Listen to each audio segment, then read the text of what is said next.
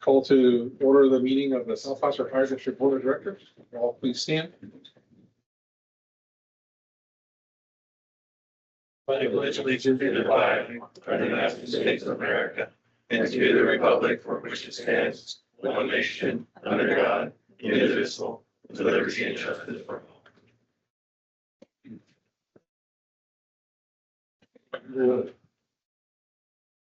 Public comment. If anybody has anything that they would like to speak on that is not on tonight's agenda, and you'll have 3 minutes to speak. We cannot take action on anything that's not on the agenda tonight. So if you like to speak, raise your hand. Having no takers, we will close public comment and move on to the consent agenda. Anything that the board would like to remove or pull from the consent agenda? Any questions from the public on the consent agenda? I hear that we approve the consent agenda as presented. I'll second. All in favor? Aye. Order of business. Special presentation bag fitting ceremony. All right, probably one of my favorite parts of the year in the meetings that we get to actually introduce our new firefighters and let somebody special to them pin them. We did a little dress rehearsal last Friday, so we'll also do our swearing in oath. So what we'll do is we'll call somebody forward, we'll do the pinning, family, take some pictures, do all that, and then once everybody's been pinned, we will stand up and Director Randall will administer the oath. We will start with Matt Sweeney. Come on up. Who is pinning you today, Matt? My mom right here. Your mom. Fantastic. Hold on, let me change something real fast so you get some. There we go. This way. We want to take that way. All right. Here, you know how to do this? So go like this, don't go deep. It just kind of fits through here. Okay. All right. Yes. Oh.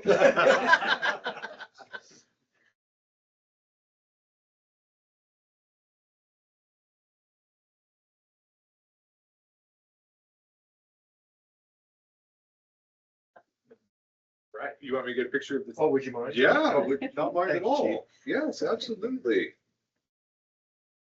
2, 3. All right. Thank you, Chief. Congratulations.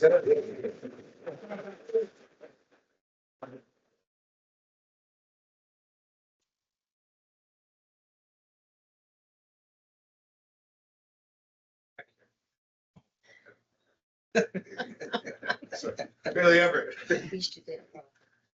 Like, I didn't think it was Everett. Who's pinning you tonight, Billy? My mom. Your mom.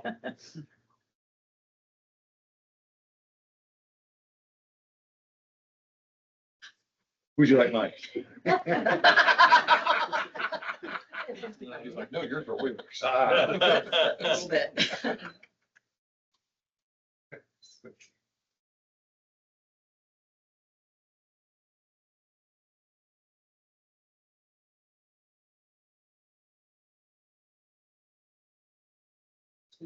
You're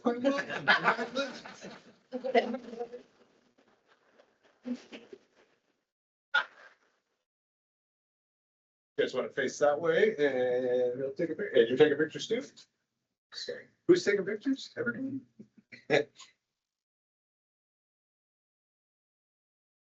Yeah, congratulations. Nope. So next up, we have Gus Duncan. Being pinned by. Why? Yeah.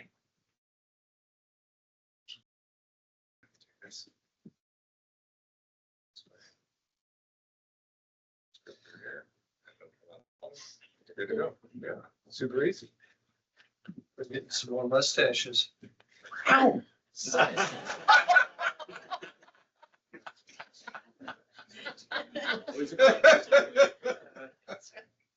right.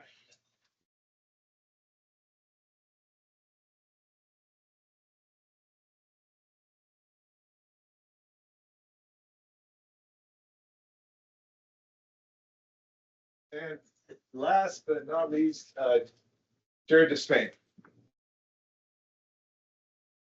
You want to hold the baby? If he'll let you, yeah, you could try. You hold that for a second. Perfect guy. Wanna try?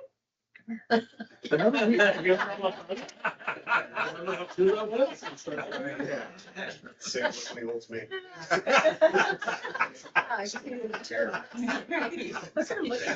I know, it's cute.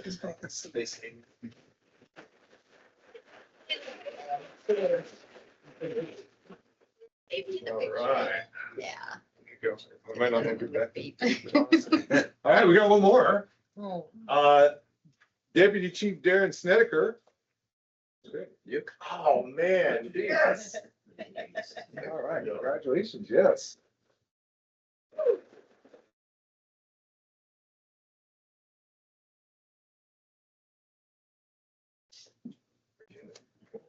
Thank you. Yeah. Oh, wait, we're gonna get a picture here, hold on. All right. All right, now we'll do the swearing in. I have a, Chief, you're gonna have to get out there with everybody else. Everybody, kind of stand in the front. All right. Let's see. All right, face the crowd, fantastic. Okay. Repeat after me, please. I state your name.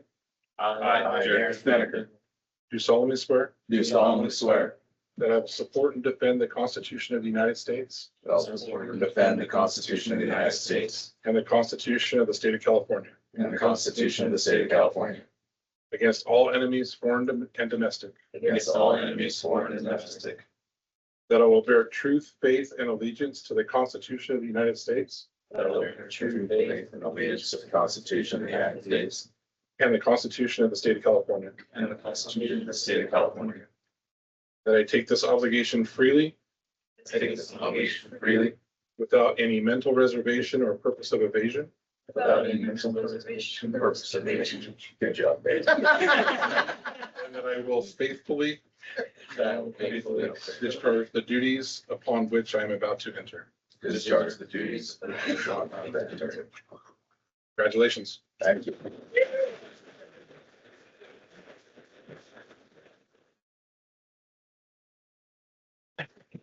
Now, I told you that we're there on Friday night. This would be a great time to go home if you would like, spend some time with your newly sworn in firefighters.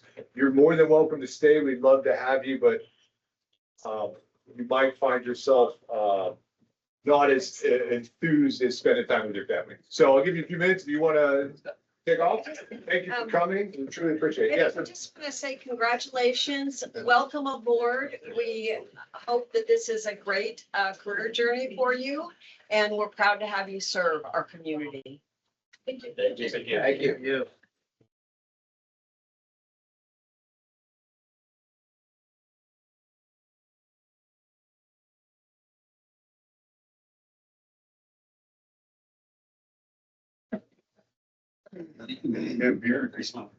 Oh, those are the lights of the party. Very curious.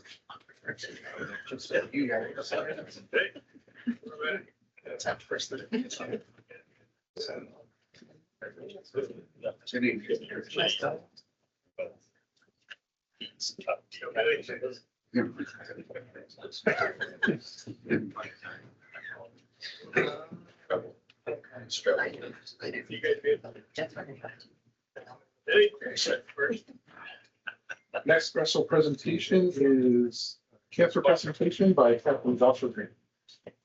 Good evening, everyone. As said, my name is Joshua Grant, fire captain with assigned to Station 20, the C shift. Thank you all for allowing me this opportunity. Board of Directors, Fire Chief Dewar, to give a synopsis of my attendance at the 10th Annual 2025 International Firefighter Cancer Symposium, which is located at the University of Miami and presented through the Sylvester Comprehensive Cancer Center. I was gratefully able to attend the symposium because of South Placer Fire District covering my time away from shift work, and SAC area firefighters local 522 for paying for my flight and hotel expenses. It was awesome to experience both organizations to support the need of cancer education in the fire service.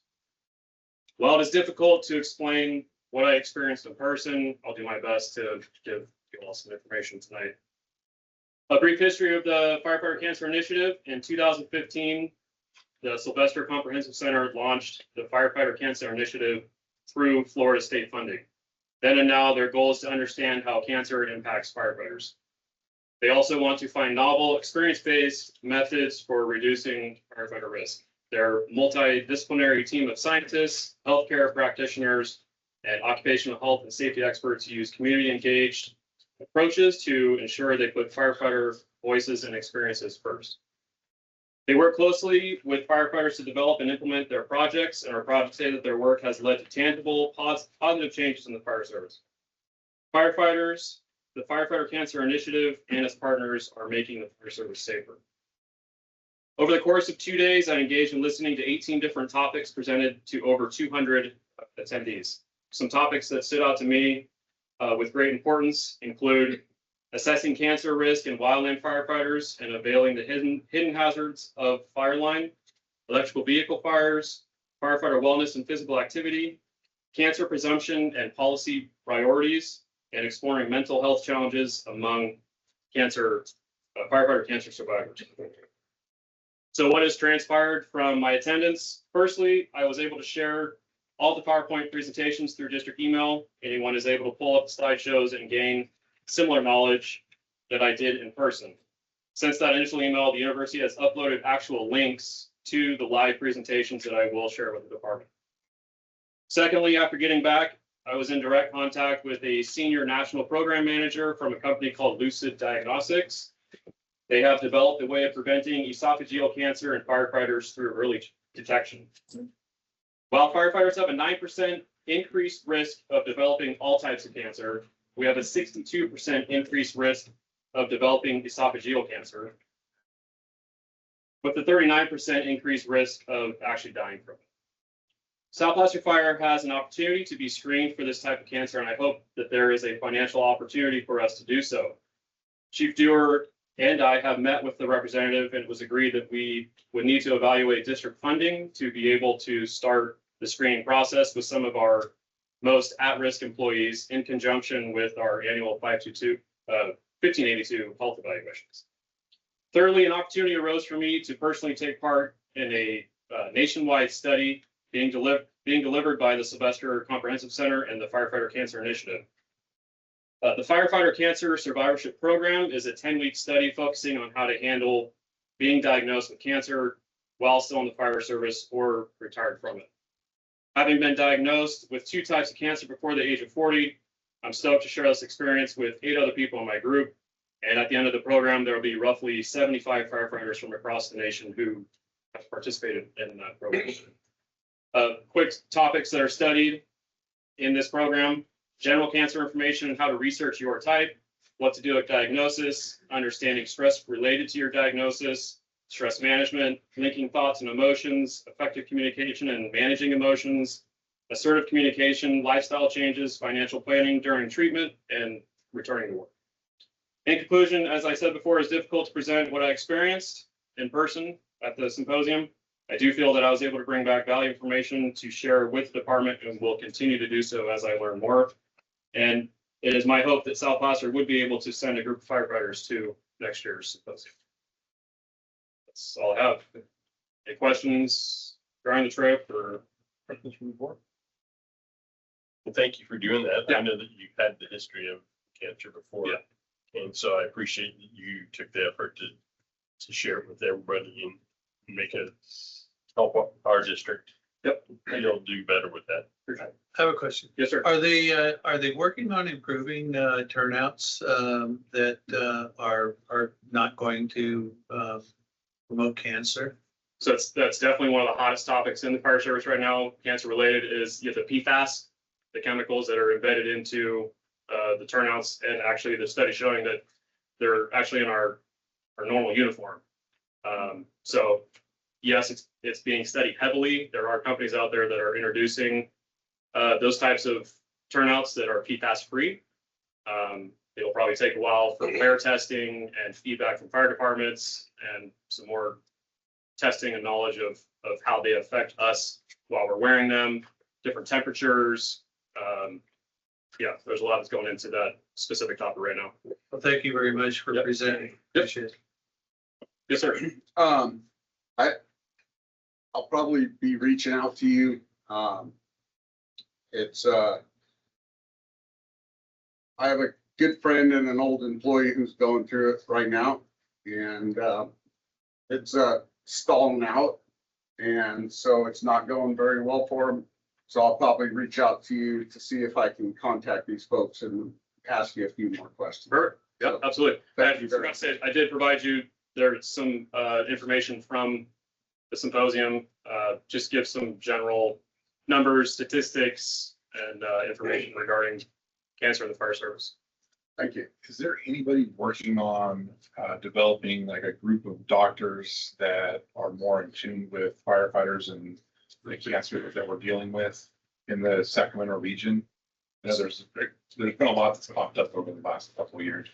So to the best of my knowledge, UC Davis has groups, yes, that are studying it. I'm personally going to try to I'm on the cancer committee for, obviously, for both.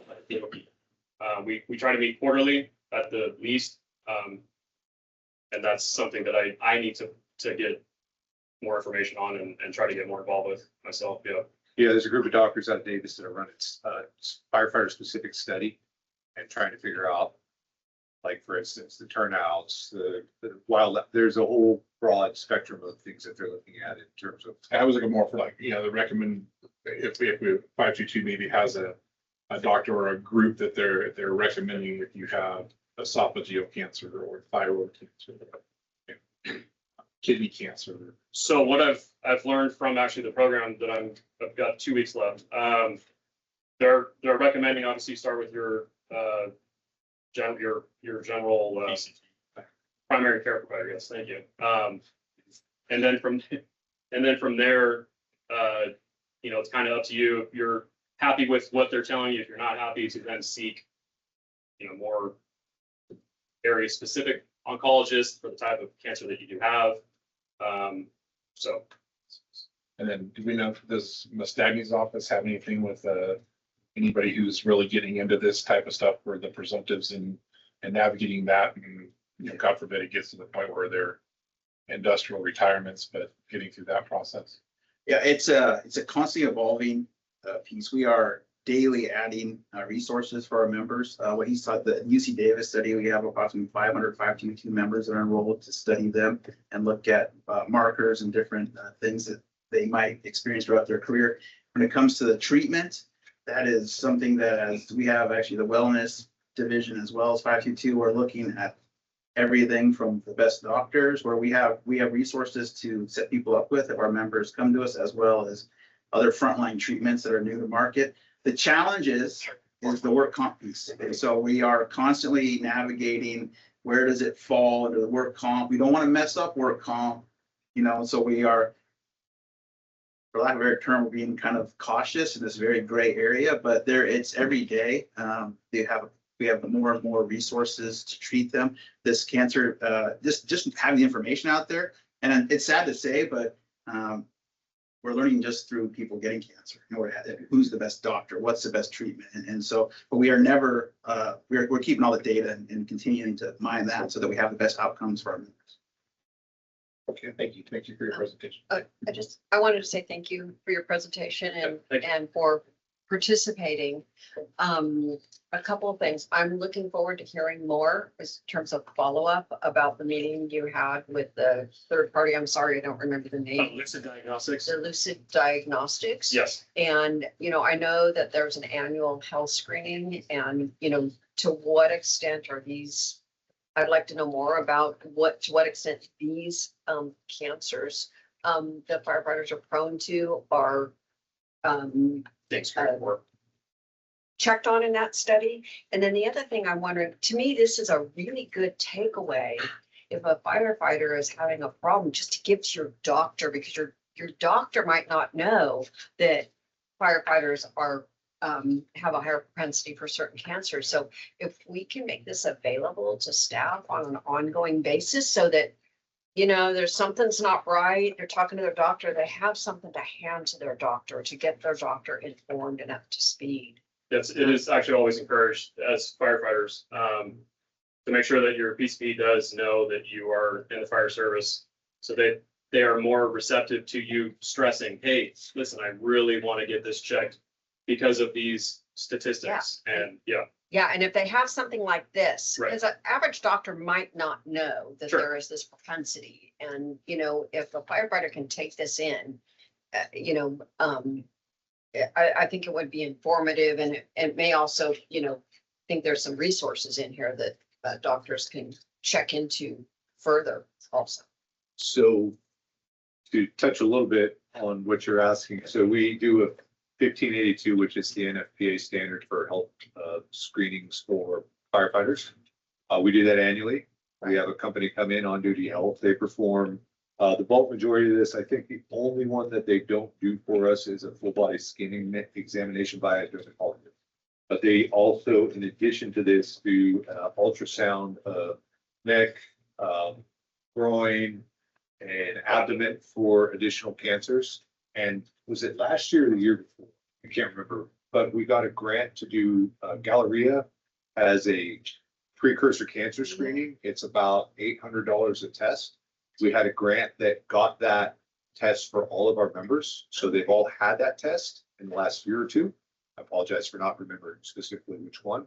And the esophageal screening we're looking into, it's, God, it's about 800. It depends on how many people we have go through. So it will have to be, we'll have to look and see specifically, like if it was the number of people that we had that fit the bill, I want to say it was like 1,800. If we brought the whole department in at a specific time, it was $600 to $800 per. So there's not an insignificant cost for that. Yeah. And so we'll do our best to work that in somehow. How often do they recommend that screening, Which one? the esophageal? that was good. Up for 5 years. I thought it was Yeah, 5 years. They It was- they recommend 5 for that specific test. And it's more, after baseline, I think it was 50 white and sedentary. Yes.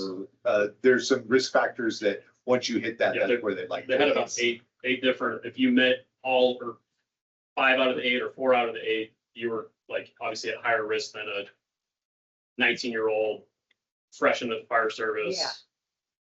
So it might be expensive for us to do all staff at one time, but maybe on either this scoring system or how long, you know, we could cycle through, 20% a year and, you know, over that 5 years. So I don't know what is the optimum there, but I'm just thinking that, you know, maybe as opposed to doing it all at once, that, we could develop a cycle or something that the board could consider And adopting. it's on the table for consideration as we Okay. come into I think our physicals is share in December, so we'll start to have that conversation in September.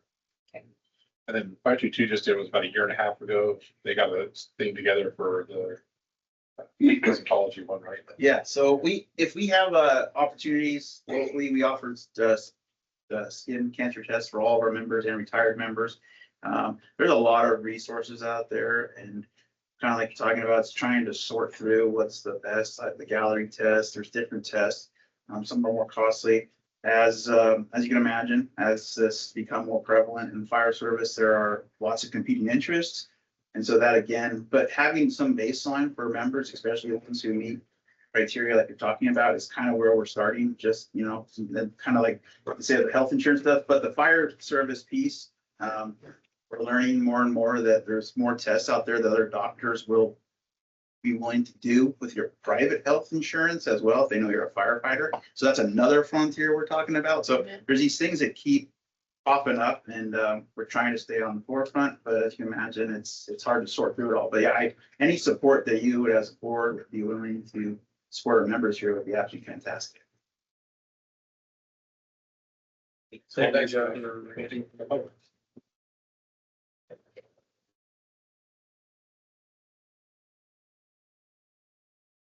Business, South House Fire District policy updates.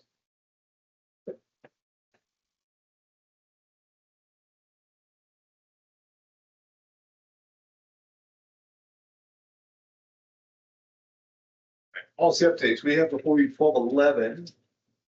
I was not here last meeting. I understand changes were recommended. I believe they were all made. I could defer to Chief Feely, but he has since retired, so I'm in a bit of a deference to you all to take a look and let me know if the changes that you asked for were made. Or if you'd like anything else. Otherwise, it's a second reading and adoption. Questions or comments from the board?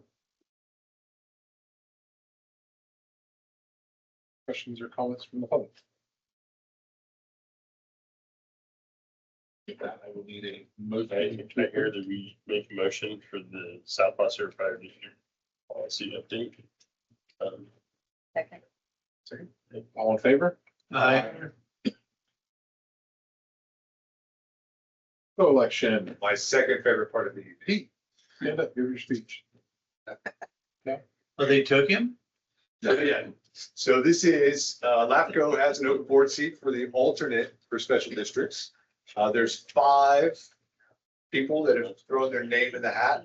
We're so fortunate and lucky enough to have one of our directors, Pete Gallegos. Okay, hold on. Position. You guys threw my name in the hat. I didn't. And we are very fortunate to have this. willing to I was serve. absent that Were meeting. you weren't here. So I learned my lesson. Don't miss another meeting. At this point, the candidates are Director Gallegos, Richard Hercules from Forest Hill Fire, Jim Holmes from Placer Resource Conservation, Jenny Nisley of Newcastle Rockland, somebody else Cemetery District, and Scott Wilson of Tahoe Truckee Sanitation Agency. I would hope and implore you all to vote for our very own Pete Gallegos, but that's for you to decide. I hear that we nominate. Questions for the. Slow down. Chris, I'm looking at him, so I'm sorry. any questions from the board? Nope. Do we have? I actually did have a, Tracy, I had a question, quick question. When is the actual election? I think it's open until the end of this month. I want to say it's like the 28th. 4th or the 28th. Let me look through the paperwork here. That's all right. Just, you don't have to look at it. Submission deadline. August 28th. 4 p.m. Second Wednesday of the month. Any questions? We do it as a group? Did you do it? No, not yet. Sorry. Slow down. You're gonna start being like Chris and all. Jump in. Missing it. Do we have support from other districts for Not officially. public comment? Board, back to this. I want to say that there's a number of fine candidates here, but I think none finer than our own. Thanks, Nate. Better than our own. So I'd like to make a motion to elect. I'll second it. We shouldn't even finish talking, Chris. Just have to elect, didn't say a name, you just. We already know who she's talking about. All in favor of moving or voting for Pete Gallegos for the representative from the special districts alternate? Say aye. Aye. Do I abstain or oppose? You abstain. You abstain. You can't vote for yourself. Any opposed? Any abstain? Our vote is for Pete Gallegos. Yes. Okay, new business. Policy update. So before you, for the first reading, review, and feedback is policy 1000. The only thing that has changed is we updated the daily evaluation form. You can see both versions. The new version is on page 43.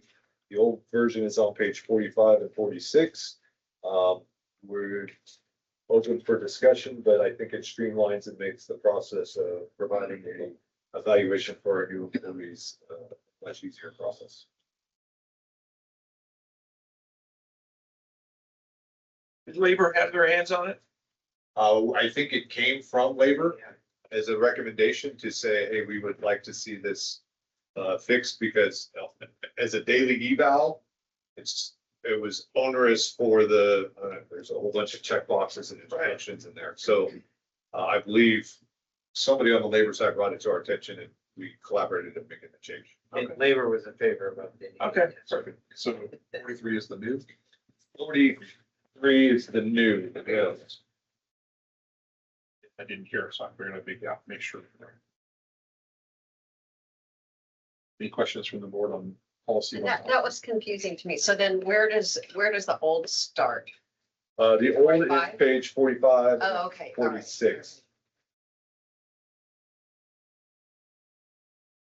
And for clarification, this is a daily eval, so I think the issue from the line and the labor side was, hey, to go through this every day and check all these boxes is maybe not the most efficient way to evaluate. So let's look at pros and cons. We'll write these down.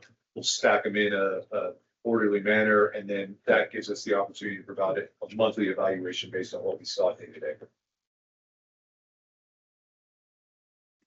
I think more comprehensive. Just check. Any other questions or comments from the board? Should be comments from the public.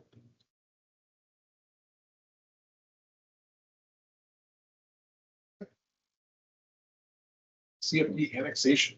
So this is the process of annexing new properties into the CFD. As you remember, starting back in late 2023, we brought to the board the idea of a community facilities district as an opportunity for all new development to contribute to the increased demand caused by the construction. Through that process, essentially what happens is somebody comes to build a new building. I'll take the Ivy at Granite Bay right there next to Quarry Ponds as the example, since they were the first one in. They will agree to annex themselves into the facilities district. In exchange for that, they now contribute to the district financially. In terms of a residential care facility, it's $300 per room.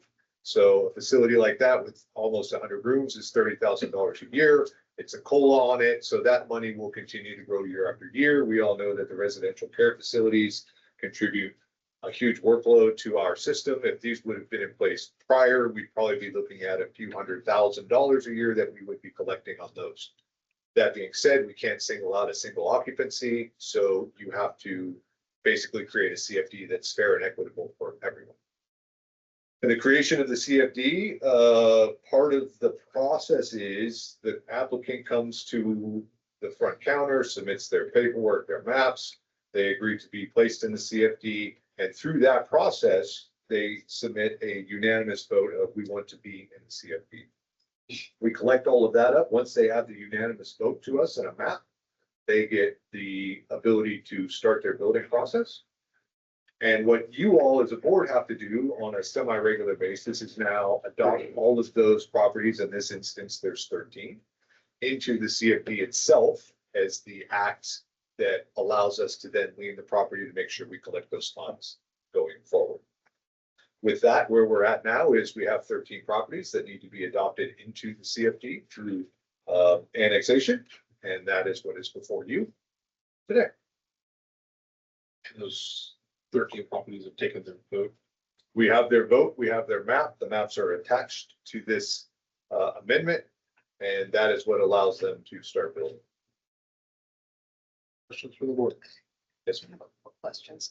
What is the trigger for the annexation? Is it a building permit, an occupancy permit? The trigger for the annexation is any new building in the existing footprint of the South Placer Fire District. Notice that. Or, Has to be new. New construction. okay, So ADUs, new houses, new commercial, sheds, barns, I mean, short of a patio structure, okay. And what is the boundary? Is that for the entire district? the entire district. And then, what's what makes it compulsory? In other words, if a property owner says, no, I don't want to annex. They don't build. It's Okay. essentially a modification So of the it's- will serve process. Okay, so, okay, that answered. Contingent That on the question. permit, right? Yeah, they don't get a permit, and I Okay. have to go back and look at the rules and regs, but typically there's a cooling off period too. If you say no, you can't come right back. There's typically a year waiting period. Okay, and then,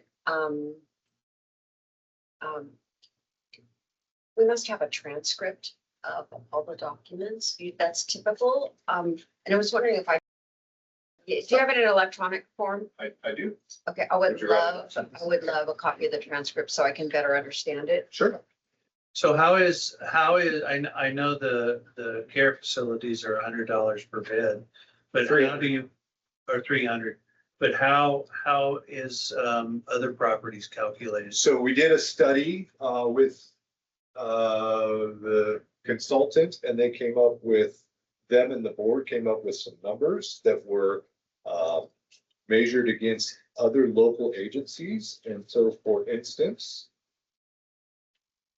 single-family residential is 15 cents per square foot. Multifamily residential is 150 per unit.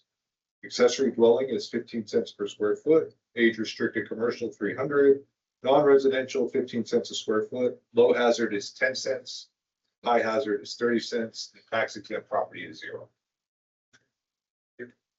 And that has a COLA on it, correct? That has a COLA on it. So, and there's no square footage. So if I want to put a 10 by 10 shed and I'm a good citizen and I go to the county and get a permit, I'm gonna pay for putting a shed. Yes, sir.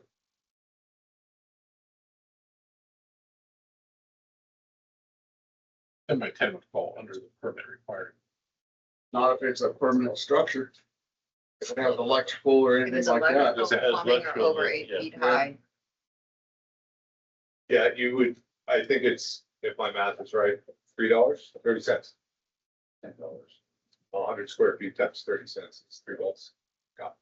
So yes, with the COLA on there. And it's not so much geared for that, but again, with the laws under Melrose, we have to make it fair and equitable across. Well, and I get that part of it, and I get the care homes and the service that we will be delivering to those care homes. Totally get it.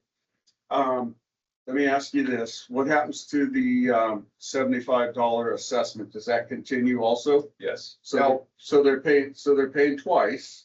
They're paying the $75 a year on their property tax, and then they'll pay the on a residential 15 cents a square foot for a new build. So they're being taxed twice.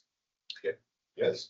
Okay. Much like the people in Loomis are now being taxed 3 times because they have a benefit assessment special tax and a CFD. But what I'm asking you today is not to litigate or argue or I hear you. discuss I the just want to make sure that I background understand. of the process, but just to merely annex these properties in so that the CFD has been approved and adopted by the board. It's now the Absolutely. law of the land. So in many ways, it's really like a development impact fee because it's 100%, based on yes. new structures and Yeah. Yes, increased service correct. required. Increased demand on service. Right, yeah. And it's de rigueur of pretty much across the fire districts throughout the state. You look at El Dorado Hills, you look at Consumnes, these entities are all as part of well off as they are because they implemented this decades ago, and those fees are now coming to fruition where they're actually real money. So the way you're doing this is about every 6 months, or how are you deciding when to bring these to the board? I'm thinking quarterly, depending on volume. It may be sooner if there's more, so that we don't bombard you with 74 of these in a packet that's. I'd like to follow up with you a little bit after I get the transcript, because I think there's several of us that weren't on the board or just came in right at the tail end of adopting it. And it might be nice if we had kind of like a little briefing that showed the schedule of the fees and triggers and just kind of main points. For sure. I'm amazed that this wasn't instituted years and years and years ago, and curious as to why. That's another discussion for another time, but that this is standard operating procedure, and it makes no sense that we've waited this long. So I think it's great. Thank you for pushing it. Questions or comments from the board? Questions or comments from the public?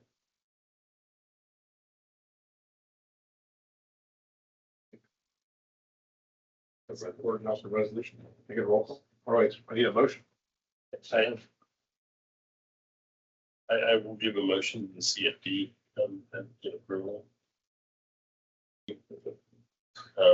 Parsons, can I get a second? I second. Sure. Jim Russo. Aye. Gibson. Aye. Director Lindsay. Aye. Director Flanagan. Aye. Director Betos. Aye. Director Gallegos. Nay. Passes with 6. Adoption of the 2024 annual report. So, I put this on the agenda and finished the report, I think, on Monday.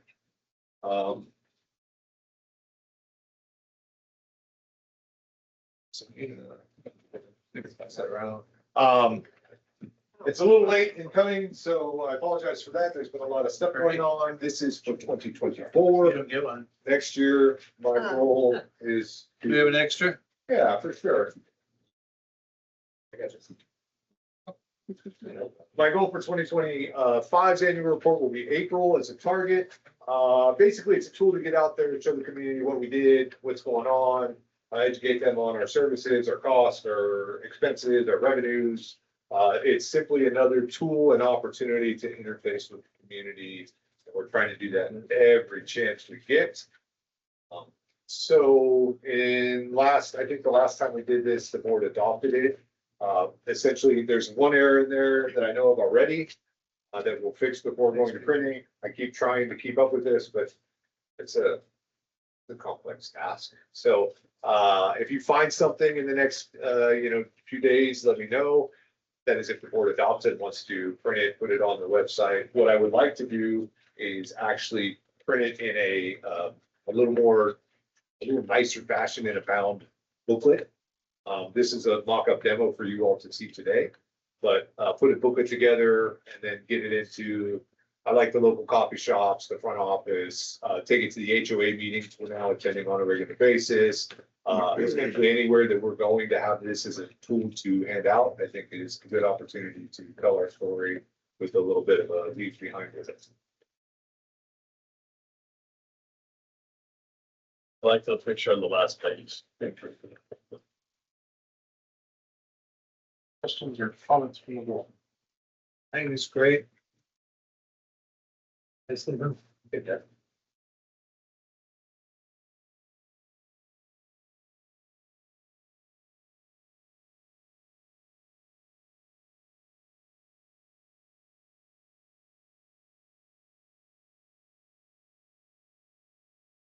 This is the 2024 annual report. What would it take for us to start working towards a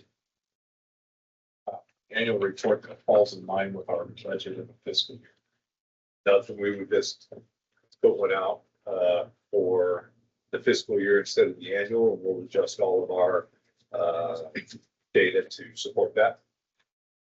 Which would make it better because the budget numbers being a fiscal year don't necessarily line up with the data for the calendar year. So it gets kind of wonky when you see this and maybe difficult to explain. So I fully support going to a fiscal year annual report. It would be cleaner and easier to explain. After that,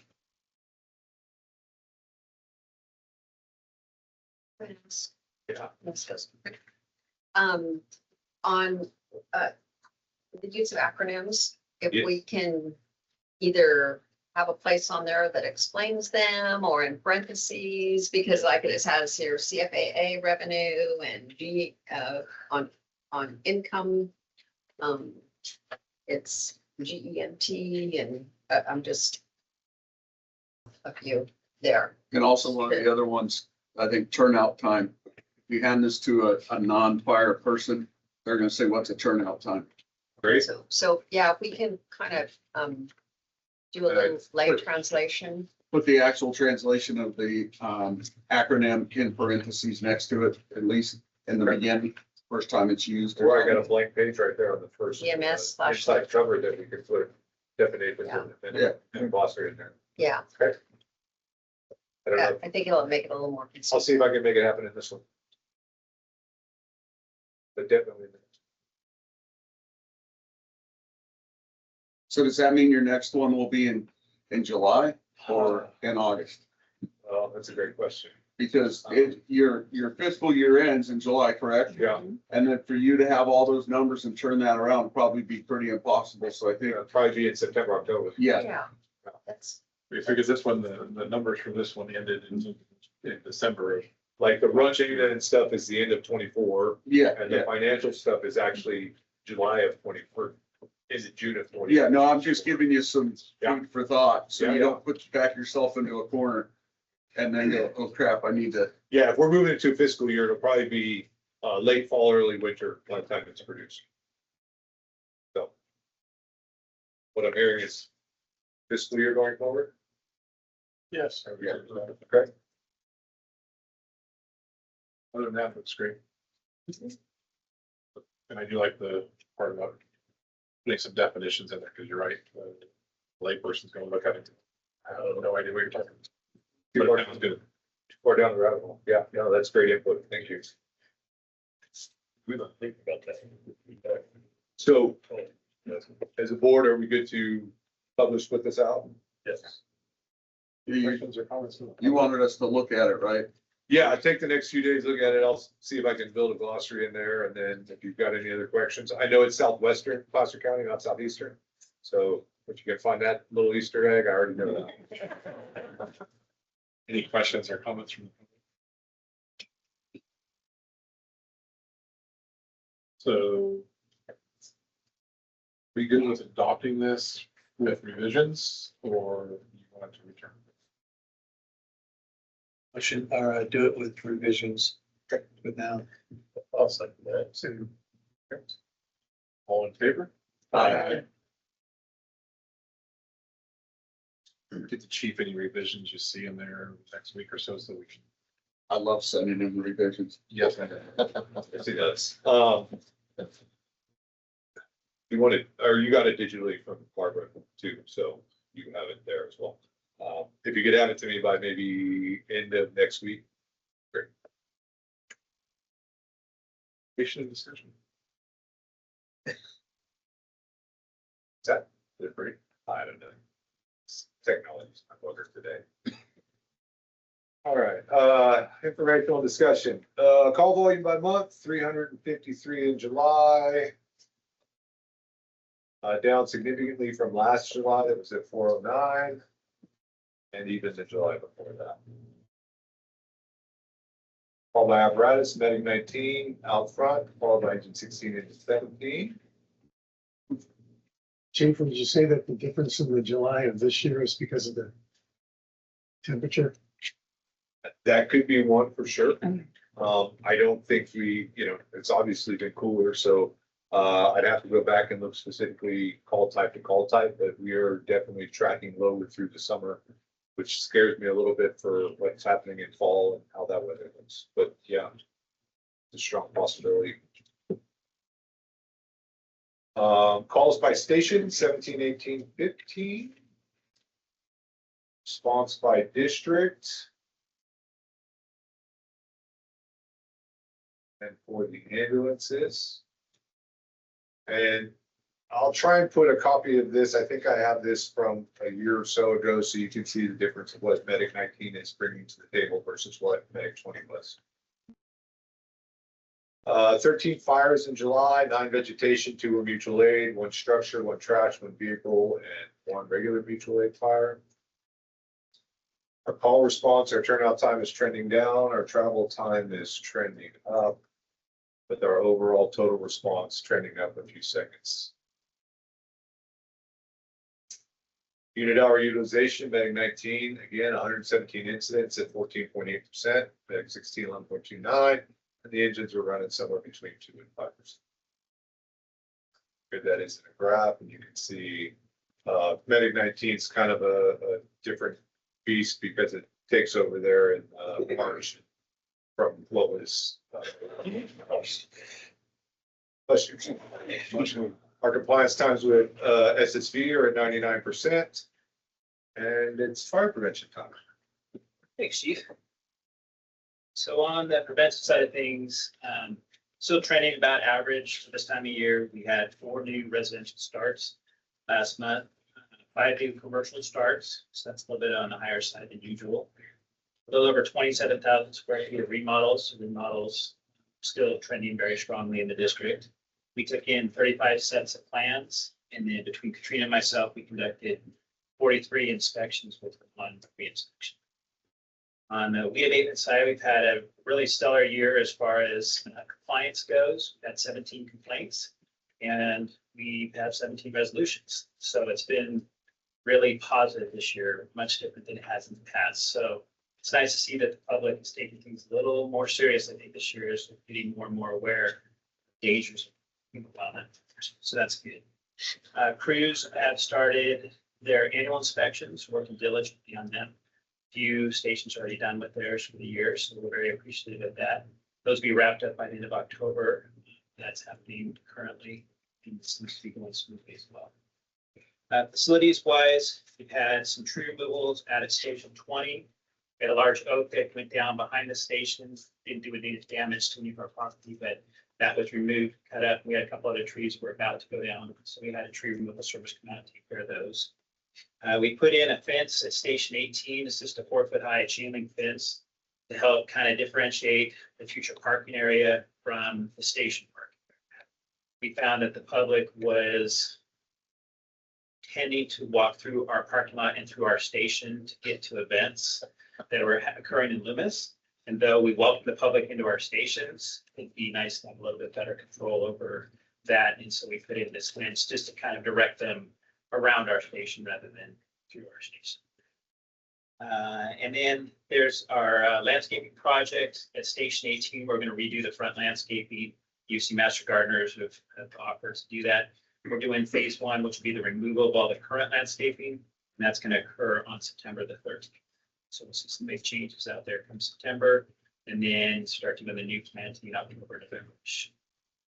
On the investigation side, there hasn't been a team call out for the past month from our team, so things are going well on that side too. Any questions, comments?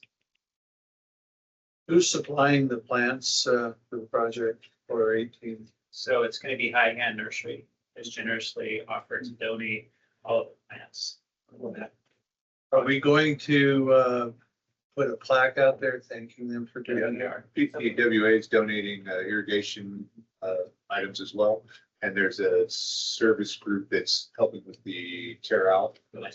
So it's a community project, and we will, there's gonna be, I think there's gonna be a couple different ones. One's gonna be honoring those that donated, and one's gonna be some signage of, this is, we're mirroring kind of what Firewise's recommendations are for homes. So it's really a tag along with the demonstration garden behind the library in terms of educating the public on, hey, if you're going to remodel your home, look to our fire station where we're honoring zone 0, low water plants, defensible space, all of those types of things. Would there be a firefighter or something in the past that that could be dedicated to or something like that? Look into it. I'm sure. Thank you. Thank you. Thank you.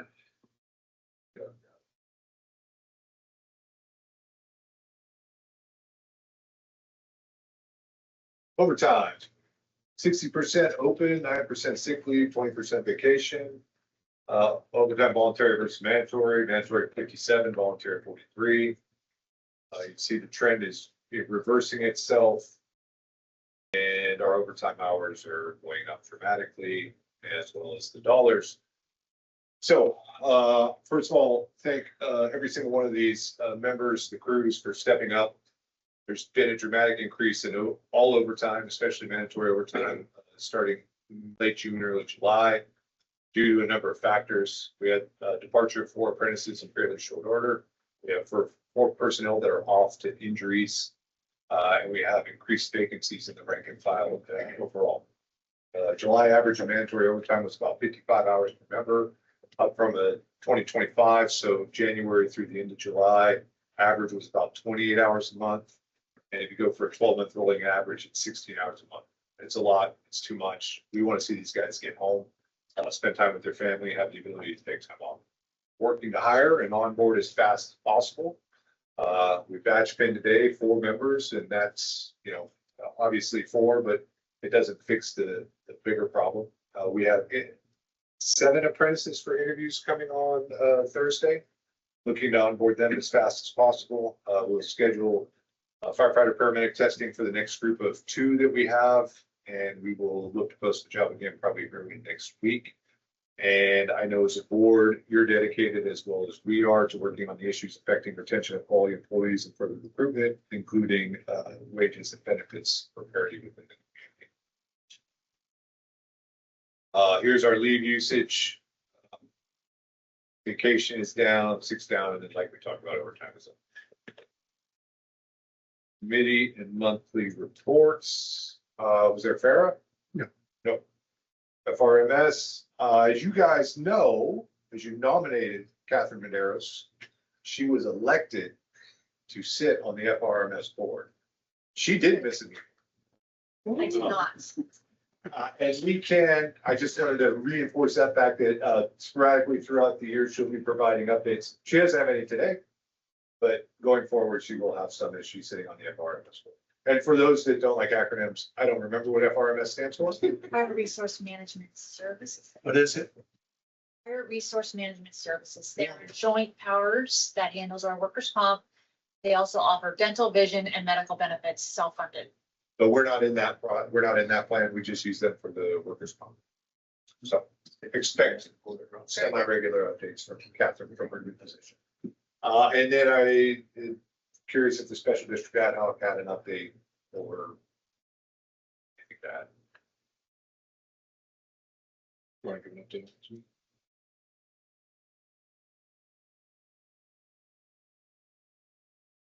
Yeah, we're both looking at you. I'm genuinely looking around. I know we had a really successful recruitment for deputy chief, and sounds like we had a lot of enthusiasm for joining our management team. How many applicants? We'll get to that in a minute, Oh, okay. but yes. You want to give an update on the special district ad hoc? I'm sorry. Okay, I'm sorry. I didn't realize my mind was on the special district ad hoc committee. Yeah. Yeah, we met recently. The main purpose is trying to identify issues of common concern and trying to come up with some strategies. A lot of it is around financial issues because districts, have the same financial resources and the same financial challenges. Some are more severe than others. So for example, things like trying to come up with some ideas or policies around mandates. So, and how can we carry that message out to legislators about mandates that are undue? For example, PPE that has to be disposed of after it's a certain age, regardless if it's even ever been used or opened, things like that. Getting the message out about challenges, for example, the cost of apparatus has doubled within the last 4 years. There's limited manufacturers. So a lot of it so far has been around just what are the common themes and common stories in terms of challenges to districts. And then trying to come up with solutions. There's been also some discussions around how can we share services more.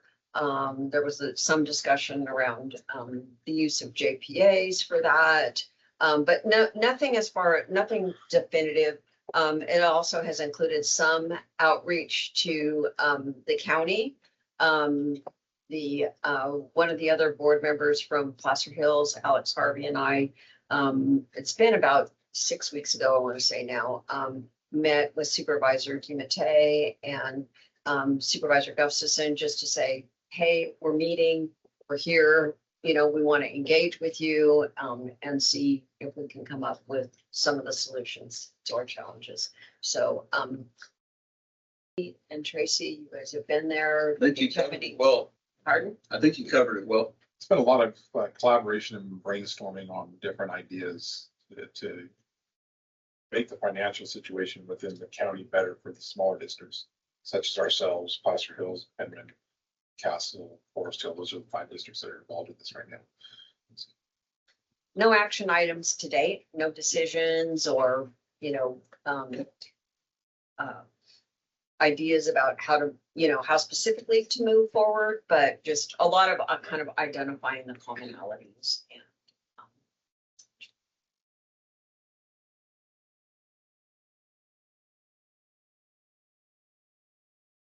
Correspondence, SPARS report came in. 767, we earned 52,000 last.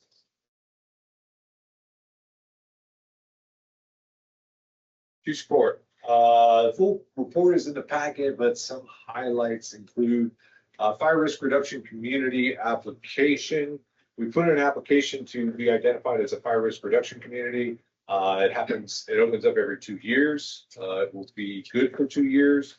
You work with your local fire safety council, and if we're approved for that, there's some good things that happen for the district. I lean on Tim to tell me exactly what those are right now, because I'm drawing a complete blank. But I believe it's better things for homeowners and some positive, good fire-wise stuff. Does that sound about right? Yes, good job. Thank you. We're strategic plan. We're continuing to move forward with the plan. A few items moved into the progress and completed. I started a new percentage-based thing so we can see how the percentages go. I'll show, you know, quarter to quarter what we're doing, some of the things we're taking action on now. Reviewing the need for a training officer, working on SOGs, talking about district program needs, development of a continuity of operation plan, working on a CWPP, which is a community wildfire protection plan in conjunction with county OES, public messaging, continuing to do that, i.e. what you see in front of you, as well as the last quarterly update and some other stuff that's coming out, and working with labor to identify personnel costs. You can see there where we're at. Only 28% have not been started, 48% are in progress, none are delayed at this point, and we've completed 24% since we adopted this earlier this year. BC test is tomorrow. We started out with 20 applicants, 13 took the written test, and 7 are scheduled for tomorrow, but we will have 6 showing up. We had a last minute cancellation today.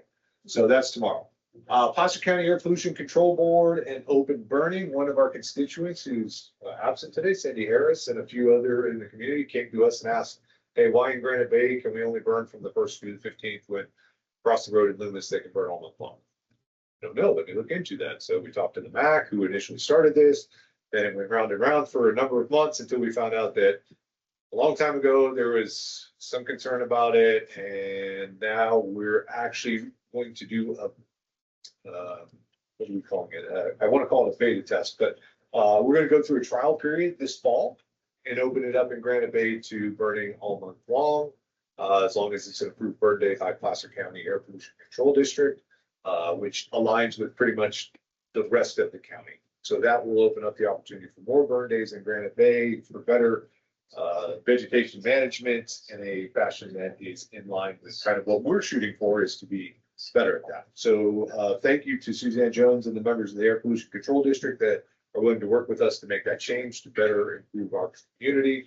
I think that's a huge opportunity for our residents to see that happen. And finally, kudos to Captain Sean Fuller, Mike Long, Engineer Kenny Kaiser, and Lance McKinley. They knocked it out of the park, I think last week or 2 ago. had a vehicle accident where they were able to get some of the people that would have otherwise been stranded to their home. So kudos to them.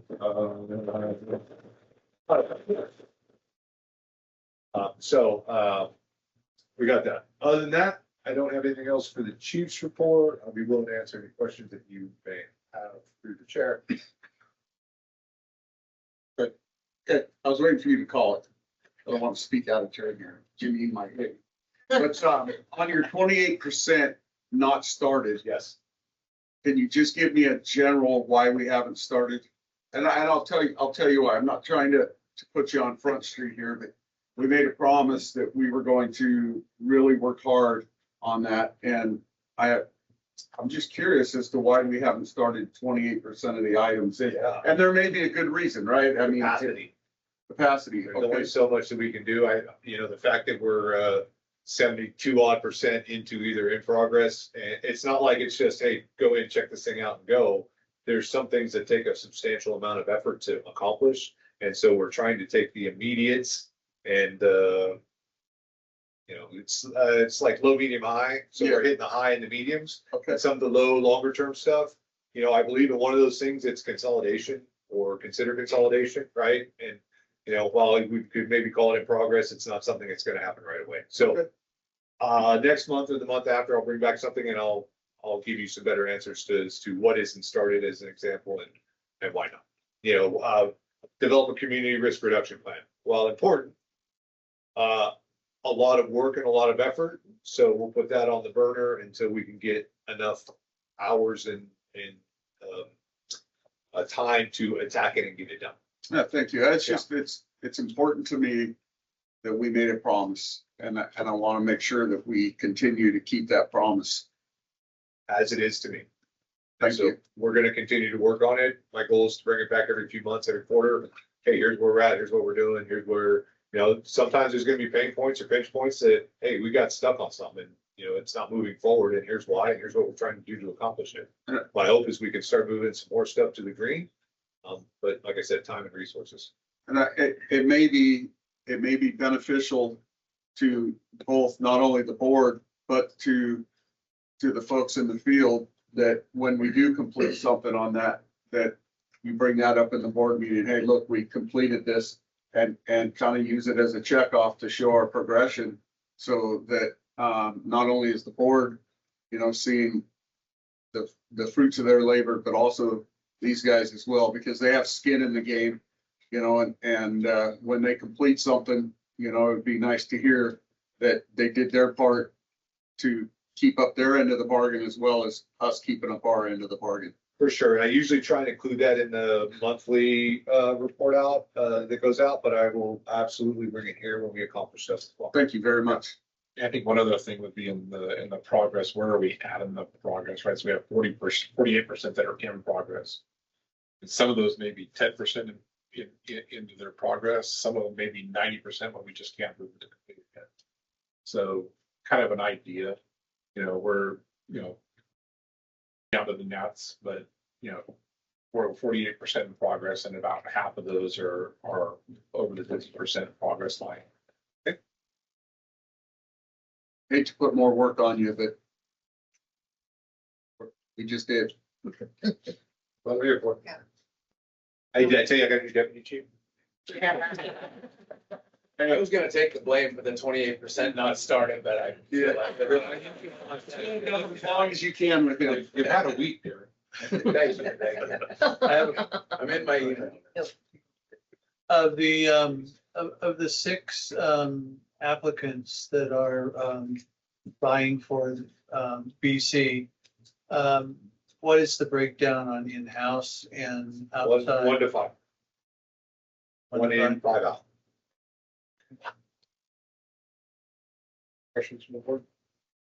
Yeah, so our last meeting, you weren't here, and there was an item on there about the goal setting workshop and for us to set a date for that, which we did, but when we discussed it, and I'm looking back, I'm looking at the minutes, and I thought that what we had agreed is that we were gonna actually have a workshop on the strategic plan, and we weren't gonna add to the board goals because we were going to focus on the strategic plan. And that's pretty much what I'm reading in the minutes here. It says, staff recommends setting a date for the board goals workshop. And then it says the board discussed the need for having a workshop to discuss any updates to the strategic plan in order to report out any updates at the next regular meeting. The board agreed to have a special meeting on August 12th to further discuss the strategic plan as a board. But what we ended up doing was a board goals workshop that ended up being pretty short and pretty light because we kind of agreed not to add to the board goals. So I think what I had previously heard from you is that you plan to be giving an update at the September meeting on the strategic plan. So I just want to make sure that our focus is there and that we're reporting out, just not to belabor that, but We talked about creating another section within the strategic plan that we were going to move the board goals into. incorporate. Yeah, that was part of it. Yes. Yeah. And then So. you would be able to report out on that in the September meeting. We just couldn't do it in this meeting because. Yeah, it's too, the time frame is too short, so, yeah. So I think, I think the board's pretty focused on the strategic plan and making sure we, address that, so, good. Thank Anything else you. on the board? The public comment. Labor report. Stand up. I mean, yeah, you can go, but let me see if I can help them out. Our technical difficulties are They shared continue. today between the chief and myself. Here you go. This is.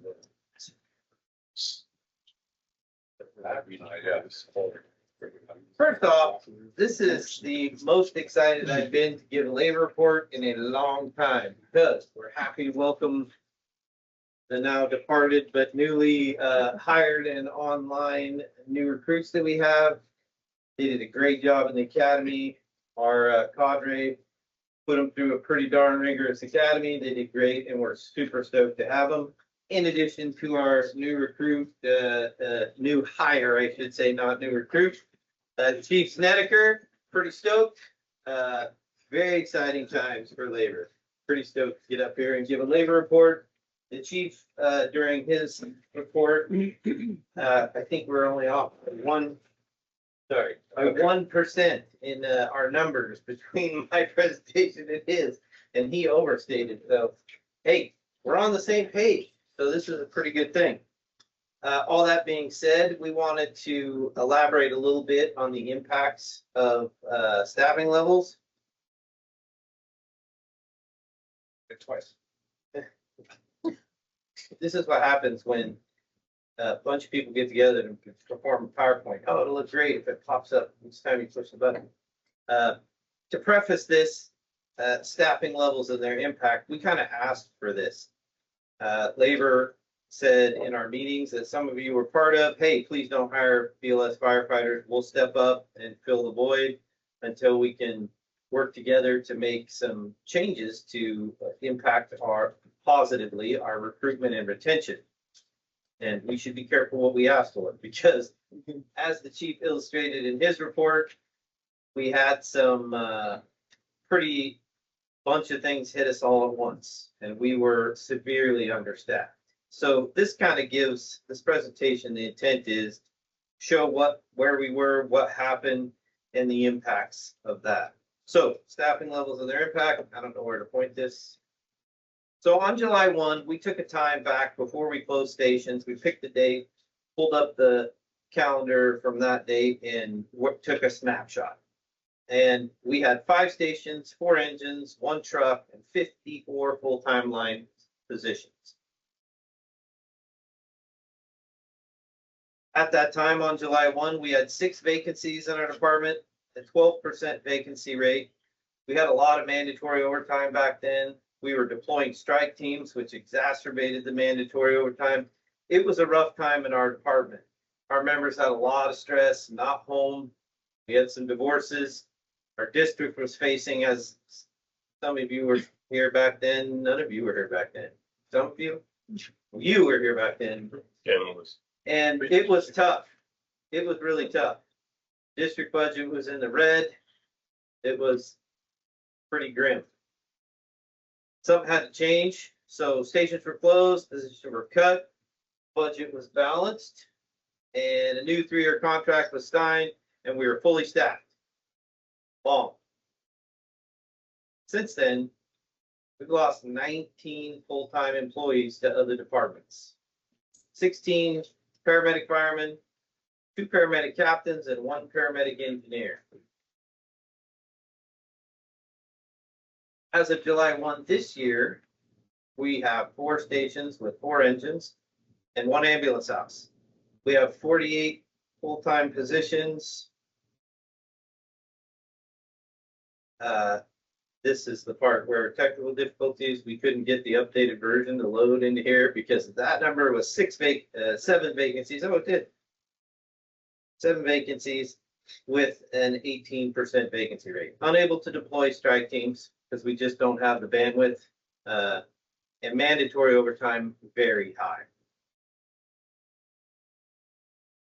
The reality is a little bit worse because we actually had 16 spots to fill if you count the vacancies and long-term illnesses, injuries of guys that are out.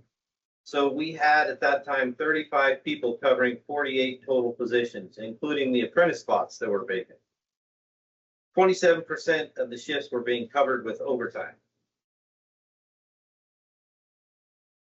91 mandatories in July out of 173 overtime shifts. The line staff was still stepping up. They covered 82 of those shifts voluntarily, working hard. 53% of the overtime is forced. That is a lot smaller than it looked on my laptop. I apologize. Moral of the story is the green is people voluntarily signing up, and the yellow. So even on days when we had 4 mandos, we still had guys signing up. And at the very bottom is special operations. Guys were still signing up to teach in cadre positions for that awesome academy we just did, knowing that they were probably going to get mandatory the next day and not get to go. So really good job on the members stepping up, supporting the district, keeping the wheels moving. We had 5 days with 5 or more mandatories per day in July. So on days like this, 1/3 of the people on duty were forced to be there. Already in August, we've had 5 days with 5 mandatories. So it was a rough time. Having these new apprentices on, or the new 2 new firefighter medics and the 2 apprentices. Timing of this, I wasn't sure of. Not only, whoops, half of the slide is missing. They have completed the intensive 4-week academy and are online, not preparing to go online. This is going to help us a lot. We're already seeing now that they've been entered into the system and their spots aren't having to be filled. They're signing up for overtime already, so they're really helping improve or kind of pulling the nose up on the situation. It's pretty good. Unfortunately, we just lost another firefighter to El Dorado Hills. So we're now down to 6 firefighter medic vacancies, leaving us at a 13% vacancy rate. And as the chief mentioned, we have 2 people in the hiring process. So we're pulling up a little bit. We need to keep working towards getting it fixed. Where do we go from here? Your firefighters are looking to the board for strong collaboration and along with admin in taking effective actions in the upcoming negotiations and in the search for future funding, whether it's tax measures and anything else, working together. When we're saying the same things, all parties are saying the same things, we will have success. We have to get the department competitive in the firefighter personnel market so that we don't have so many people trying to do the work of that we just need more staff to get the work done. So that's pretty much where we're at. We're pretty excited. Labor is looking forward to, hey, it's important to know where we've been and what we've endured. And the guys wanted the board to know that, hey, we're stepping up and doing the hard work. That's the chief mentioned as well. It's much appreciated when we're all saying the same thing. So with that, yep, Trevor Jameson had a few words as well. Thank you. Trevor Jameson, president of Local 522. Humbled to be here, grateful for all of the directors to take the time out and serve their community. Thank you for the staff for their report. I think many of you I heard are on the ad hoc committee. Obviously, first and foremost, we want to find funding that creates a stable environment for South Placer. You're not alone in this county. I think many of you know I spent a lot of time out there with Supervisors LAFCO trying to spread the message. It was great to see the article in the Sacramento Bee that talked about the funding issues. But it's very evident here at South Placer that we are trying to find solutions. We got to continue to work together. Local 522, not just your members from South Placer, but all of the Sacramento area firefighters want to partner with South Placer to find opportunities so that we have a robust recruitment retention for firefighters here. We want to bring them up to a competitive level so they're not looking other places if that's what's driving them away. I truly believe that the cost of losing these members that are here tonight is so great. And so we have to find solutions. I love hearing the CFDs. That's what people are doing now. The cost of maintaining a professional fire department in 2025 is not cheap. If the community wants a professional fire department staff or professional firefighters, it does cost money.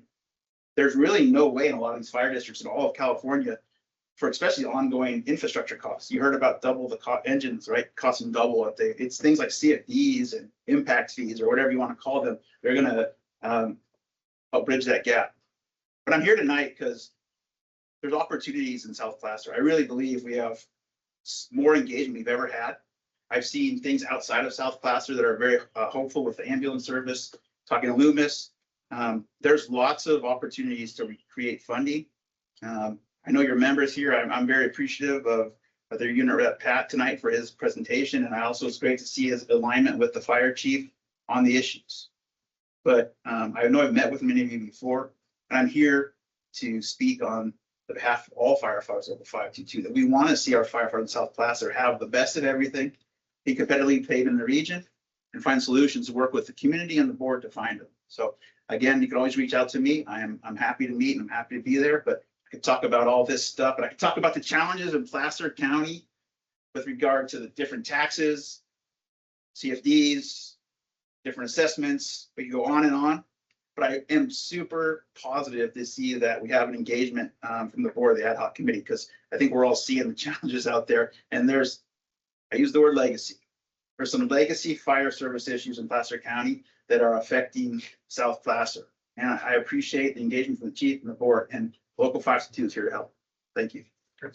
Thank you. I'd like to say thank you to your membership for stepping up during these days and the overtime. We look forward to working together with you and your membership as we look for more funding sources and get more creative with how we look for. Yeah, I'd just like to say, huge difference when I first got on the board to now. Even tonight, the narrative, the way that the 522 membership is addressing the board, addressing the chief, huge difference. I am very appreciative. I was shocked when I first got onto the board and saw how things were going in the communication between the board, the chief, and 522. I was blown away. It is. I've been on the board now for about a year, and it just incrementally continues to get better. I will say that the board supports every one of you on the line, but both sides have to have skin in the game. It can't just be us working for you. You have to help us, and we have to support each other. And it was said tonight that we have to be on the same page. If we're not on the same page, you guys ultimately are the ones that are going to lose. Right? I'm retired. My paycheck comes every month from PERS. Right? You guys need to help us help you. And it goes both ways. And I hope that you can see the commitment from this board, whether it's the strategic plan that we continue to work on, and it's the avenues we're trying to find funding for you, and all the other things that we talk about are ultimately for you and for the community. And so I truly hope that you guys see the difference in the relationship and how things are going. And I just want to say, we truly are here trying to help you guys get to where you need to be. But you also have to have skin in the game. And it appears to me that you guys are starting to also see that. So I just want to commend you for that. And that's it. Thank you. I just want to say thank you. Thank you for stepping up. I know that the mandatory overtime is not pleasant. I want you to know that the board is working hard to be as frugal as possible with our resources, to try to avoid that. You all, more than anybody else, are our face in the community. And the community that we're all serving and we're all trying to do the best for. And the more that we're working shoulder to shoulder together, the more that we can do for our community, the more that we can do to support you in the job that you do. And I just want you to know that this board is really committed to working hard and doing what it takes to increase our resources and to be as frugal as possible with those resources, so that we can support you in the job that you do and do things like reduce mandatory overtime and get positions filled and let people know that this is a great place to work and it's a great community to serve. And again, I just can't express enough how much that you are our face in the community more than anybody else. And we're grateful to you. Any public? Board staff and comments.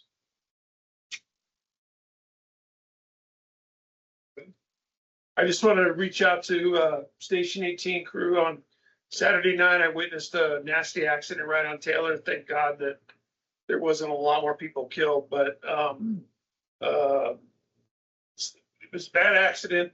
The guys heard it. I was walking over to the station. They were already getting in the rig before they even got towed out. And I watched them work, and they did an awesome job. Good job. Thank you. Yep. I just have one thing, policies like the one we did tonight, the was numbering policy 1,000. How does the board feel about, as we get some of these policies that start, because we're done with the policies going out. As we get policies that are coming out for revisions, little revisions here and there, about being able to move them from a first reading to an approval. The unanimous vote of the. It's like that one we had tonight. It was a simple change. If the board unanimously wants to approve it, I think we should be able to approve it. With the change. Moving it on to, So we don't see it twice. Yeah, I mean, we just swore in 4 new recruits, and that new daily policy won't be in effect until they're literally done with their first month of their probation. So maybe each time, I'm kind of lost track. I thought we were on labor report and then, but, pardon me? We're finished. Okay, so, but then we're past functions, so. Oh, sorry, I skipped that. My bad. Okay, I just was confused, but that's fine. So maybe what we can do is when the policy updates are on the agenda, we can have an option. The board has an option each time to bring it back or adopt at that point. Yeah, that's what. Yeah, It's like tonight's was like, Okay, to me was a simple one to go, yeah, we can approve this now. Yeah. That way that they can start using that Yeah. at this point. I like that. Unfortunately, we can't do that tonight because that's not a So you'll see that policy come to you next board meeting? policy to review the policy. Yes. Well, there's a policy on changing Yeah, policy. well, yeah. I know, that's, yeah, I know. Oh, it's gonna hurt. Question is, can we change it and approve it in the same meeting? You just said you could, so. It might be complicated. That's good. Though. Now let's go back. Armrest. We have a function schedule. Yes. I skipped that one. So this Thursday, August 21st, up in Auburn at my new CSDA, California Special District Association, which we're a part of. They advocate for us on the special district side. They do a lot of great stuff in Sacramento. They, a long time ago during COVID, got us some money back to the state in terms of unfunded liability costs for leave and stuff like that. They are hosting I think it's a quarterly luncheon they typically have, but this month they'll have Kevin Kiley up there talking and answering questions. So if anybody would like to attend from the board, I strongly encourage that. I will not be able to make it. We'll talk about the reason why in a minute, but that's this Thursday from 12 to 2. Coffee Connection, Thursday, September 4th at the Lewis Train Depot. That's the Lewis Chamber of Commerce, getting together the local community, talking about all kinds of different things. It's a nice thing to drop into, get a pulse on what's going on. I'm usually there, give a short little blurb on what's going on with the district. It's a good place to meet people and have those discussions. And then Hidden Valley HOA is hosting a discussion on evacuations with the sheriff in South Placer, Tuesday, September 9th from 7 to 8:30 off of, what's the name of that street? Where? No, it's not Twin Rocks. It's right across from the strawberry patch. I'll send you the details. West Lane? West Lane, thank you. Off of West Lane, they have a little community clubhouse. And so if you follow West Lane, take a right and follow it to the end, we'll be doing that. I'll send out a little bit more information in an email in the next couple of days to kind of give you guys an idea. We'll be there talking about evacuations with the sheriff's office. That's it for functions. Any other board comments? Okay. What is it, CSDA? CSDA, California Special District Association. Kevin County's might be pulled out of town because of the governor. I redistricted out. No, I don't know what's going on, but yes. So, yes, that'll be Thursday. I will not be able to be there. My wife's having surgery. I'm gonna be out of the office for a week or two, depending on how recovery goes. I'll be available by phone and email. You have a more than capable staff able to handle what's going on day to day.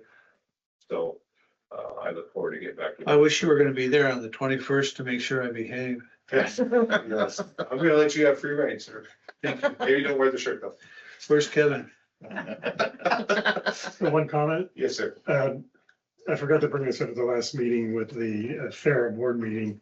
And they had a guest speaker who was rather fascinating. She was an attorney that specializes in cybersecurity. So she, as an example, she used AI to research 24 different cases. Oh my gosh. And AI manipulated 22 of the 24. So it's something we all need to watch out for sure. Wow. Very good. Thank you for the, thank you. Any other board or staff comments? Yeah, I just, last week I attended the LAFCO meeting and there were a couple of agenda items. LAFCO, from the MSR, decided to hold districts to their current boundaries as their sphere of influence. And they also declined to consider any financial analysis of mergers related to districts in this part of the county. Along those lines, have we learned who is going to be the new LAFCO person? No, I think Ms. McIntyre is there until at least the end of the month, if not into September. They will go through a process, a hiring process for a new executive officer. I believe she said over this day is the 28th of August. Yes, that's. I don't have that as an official word. And that's what she told me. Yeah, so. Might go a little longer. Yeah. Maybe our esteemed colleague, Director Gallegos will be on that panel. Have the ability to make that decision in terms of hiring the EO. Is this August 21st luncheon, is that an RSVP? Probably, if you're interested, let me know and I'll RSVP. I'm for you. interested. Okay. I'll check. Where in Auburn is it located? Maidu Center. Oh, Maidu Center. On Maidu Drive. Work on that first thing You tomorrow gonna go to morning. that? Oh, yeah. Any future agenda items other than the next policy that we're gonna update the policy? Like some matrix level stuff right there, so. Any other future agenda items? That I can pick up right now. All that, we will. Bring the meeting.